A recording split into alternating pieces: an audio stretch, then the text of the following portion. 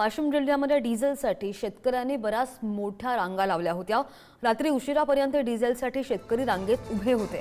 इंधनाच्या तुटवड्यामुळे शेती मशागतीचं काम पूर्णपणे खोळंबलेलं आहे। 4 ते 5 तास रांगेमध्ये थांबूनही शेतकरी बराच हवाल दिलाय। वाशिममध्ये डिझेलच्या टंचाईमुळे शेतकरी प्रचंड त्रस्त आहे। प्रशासनानं शेतकऱ्यांसाठी स्वतंत्र व्यवस्था करण्याची मागणी सुद्धा जोर धरू लागली। परिस्थिती अशी आहे की साधारणतः 4 ते 5 दिवसापासून डिझेल वेळेवर मिळत नाही। खूप साऱ्या रांगा लागलेल्या आहेत आणि कधीपर्यंत नंबर लागेल हे पण सांगता येणार नाही।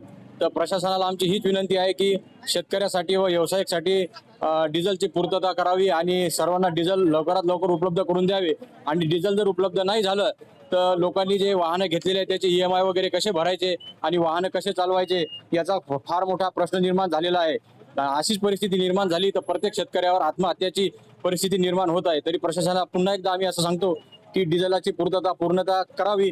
कुठेतरी असं वाटतं की बाबा डिझेल भेटते का नाही, कारण आता शेतामधले सर्व कामं चालू आहेत, ट्रॅक्टरचे सर्व जोरात कामं चालू आहेत आणि डिझेल नसल्यामुळे सगळे कामं शेतकऱ्याचे खोळंबलेले आहेत। तरी शेतकऱ्यासाठी शासनाने एक कोणता तरी पाऊल उचला। जे शहर विभागातले पेट्रोल पंप आहेत ते आपल्या जे 4 व्हीलर गाड्या याच्यासाठी उपलब्ध करून द्यावे आणि खेडे विभागातले जे रोडला लागलेले पेट्रोल पंप आहेत ते शेतकऱ्यासाठी उपलब्ध करून द्यावे आणि शेतकऱ्याची समस्या सोडवावी हीच आम्ही शेतकऱ्याकडून एक विनंती करतो शासनाकडे। तर इकडे नंदुरबार जिल्ह्यामध्ये सुद्धा डिझेलच्या कमतरतेमुळे वाहनधारकांना मोठ्या अडचणींचा सामना करावा लागतोय। पेट्रोल कंपन्यांकडून वेळेवर पुरवठा होत नसल्यानं सुभाष चौकामधील पेट्रोल पंपांवर वाहनांच्या रांगा लागल्यात। सध्या खरीप हंगामाची तयारी सुरू आहे आणि त्यामुळे शेतकऱ्यांना डिझेलची गरज भासतेय। मात्र टंचाई आहे आणि त्यामुळे शेतकरी हैराण आहेत। अनेक पंपांवर डिझेल संपल्यानं चिंता वाढलेली असून काही ठिकाणी मोजक्याच प्रमाणावर इंधन दिलं जातंय। पुढे जाऊयात। मीरा रोड मधल्या महानगर CNG पंपावर गॅस भरण्यासाठी वाहनांच्या लांब रांगा लागल्या होत्या। दरम्यान एका वाहन चालकानं अचानक मध्येच गाडी घुसवल्यानं 2 गटांमध्ये वाद झाला। सुरुवातीला झालेल्या शाब्दिक बाचाबाचीचं रूपांतर नंतर तुफान हाणामारीमध्ये सुद्धा झालं।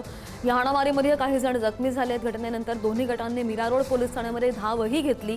पोलिसांनी CCTV फुटेजेसच्या आधारे तपास सुरू केलेला असून या प्रकरणी गुन्हा दाखल केला गेलाय। बातमी आहे मीरा रोडमधून। CNG पंपांवर ही हाणामारी झालेली आहे। घटना CCTV मध्ये कैद झालेली आहे आणि 2 गटांमध्ये हा जो राडा झाला तो CCTV मध्ये कैद झालेला आहे। त्या आधारे पोलीस शोध घेत आहेत, तपास करत आहेत।